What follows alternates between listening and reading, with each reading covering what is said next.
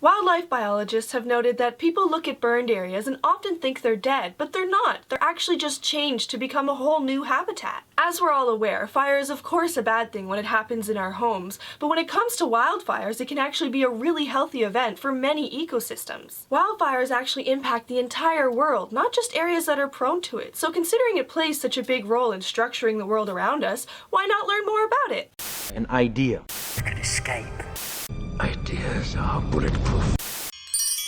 Hello everyone, my name is Becca, and today on ALifeLearned I'm going to be working with my lovely friend Nat from Texas, and we're going to be sharing with you some important and not commonly known facts about wildfires. And near the end of the video, we're going to offer some tips on how to survive or get away from a wildfire if you ever find yourself in one. So be sure to stick around for that. But first, it's important to understand why we're even talking about this to begin with. Wildfires are a part of nature. In fact, they're a key aspect of maintaining most ecosystems.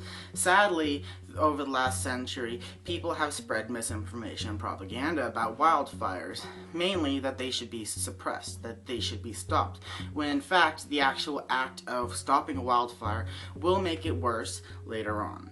This suppressive attitude has led to fewer fires overall, which has led to a reduction in the populations of trees and plants that only grow in the years after wildfires. And right along with that, it has also led to the decline in many animal species that depend on these post-fire environments and these trees and plants that only grow after fires. And some of these species that are affected are even endangered. So many biologists are actually saying that this fire prevention attitude is in a way throwing many of our ecosystems completely out of whack. Try to think of wildfires as a reset button. They burn the canopies of a forest, which allow light in. They burn the forest floors, which breaks down organic matter into the soil as a form of nutrients that normally would have taken decades.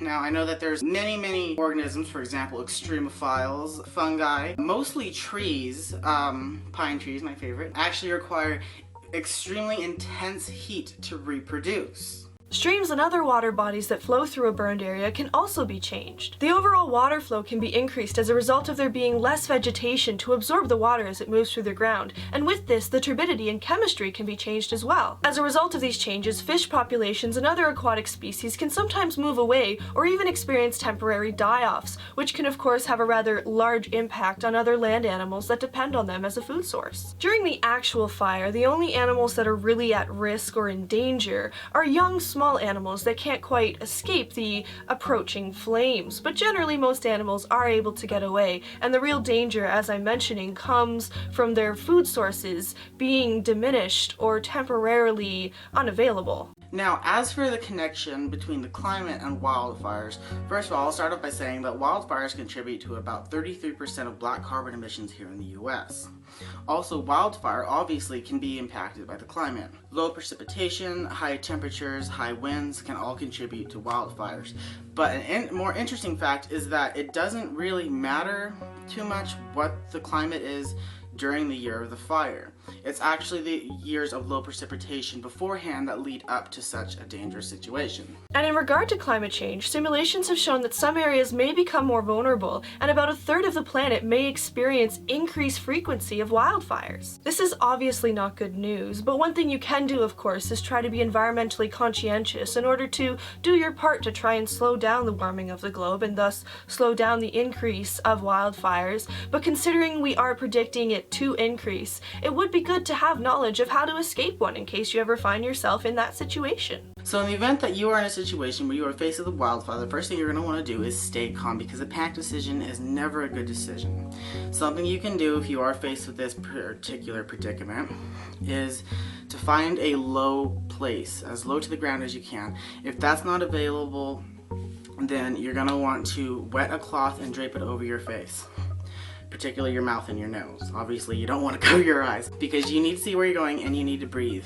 You want to avoid the inhalation of smoke, ash, and other debris, as it can be fatal. If that is not a possibility, then the best thing you can do is try to move around the fire, get upwind, because the majority of fires are not spread by the actual fire, but by the embers from up above. So remember, get upwind. Another option is to actually go to areas that have already been burned. This is generally something you only want to choose if you have no other option, but in some cases it can be your safest option in that fire won't re-burn something that's already been burned. So scan the area, make sure that there's nothing around that's still burning and might affect you, and then go for an area that is burnt out already, as even though there is a bit of smoke issue related there, the chances of the fire actually chasing you are much smaller. Now, in the event that you're stuck in an area that's actually been overtaken by wildfire, there are a couple things that you can do to increase your chances of survival. The first would be seek refuge. If that's in a ditch, in a hole, in a lake, in a building, it doesn't matter as long as it doesn't explode. The second thing you're going to want to do is get yourself wet. Drench yourself. This will prevent your skin from charring and most nerve damage.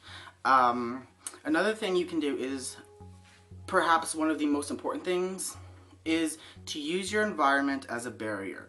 Put something between you and the wildfire. Be that a building, a lake, a street, anything, as long as it will slow the progression of the fire and give you a chance to escape.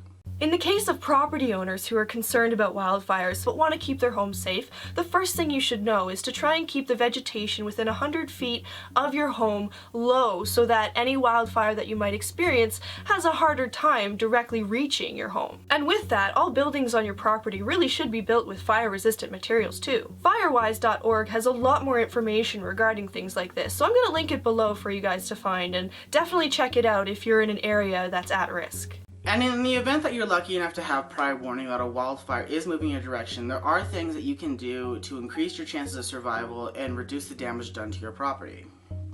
First being, turn off any and all gas lines. This could mean natural gases, oil, anything that's combustible. Speaking of combustible, you're going to want to move anything combustible or flammable away from your house.